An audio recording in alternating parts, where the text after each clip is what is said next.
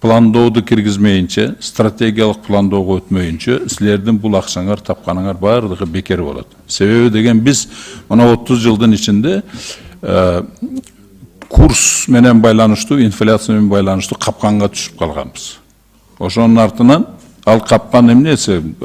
Кече эле айтып кеттим, дисбаланс болгондук себебинен. Себеби ошондуктан, ошол дисбаланс болгондуктан, биздин структура экономикабыздын 90% импорт болгондуктан, жана потребительский рынокто, инвестиционный товарларда 100% болгондуктан, жумшаган акчаныбыз бардыгы эле 90% эмеге кетип атат, сыртка чыгып кетип атат да. Накопление капитала болбой атат. А накопление капитала болбосо эч качан өнүгүү болбойт да. Түшүнүп атасыздарбы? Ошондуктан анан бардыгы жумшаган акчабыз, жанагы эмеге жумшаган, экономика жумшаган акчаңар деле мына 19 миллиард, айлыктарды көтөргөн акчаңарды бардыгы только инфляцияга кетип атат да. Ошол биз капканга түшүп калганбыз. Бүт бардыгы жумшаган акчабыз бизге только инфляция келип атат. Ошондуктан мен дагы бир жолу жана программаны айтайын. Эгер ушул программа киргизе турган болсок, мына эмени айлыктарды дагы көтөрүп туруп, инфляция болбой турган программа да. Бул акчаны жумшап туруп, инфляция болбой турган программа. Ушуга өтүш керек да.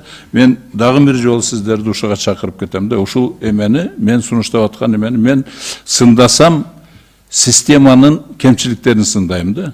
Сындаш менен сразу сунуштарды да берем.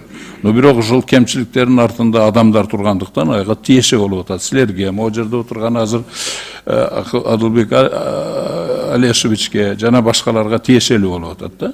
Но бирок сиздер шуга чейин 2 жылдан бери ушуларды сунуш кылып атсам, силер дагы талкууга албайсыңар да.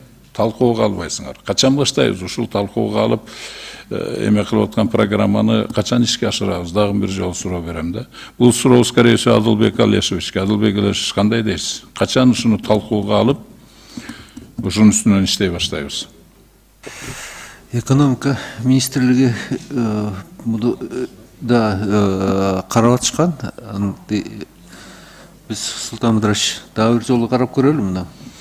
Жок, аны карап көрбөй эле талкууга алыш керек. Давайте вы меня пригласите, еще раз посидим.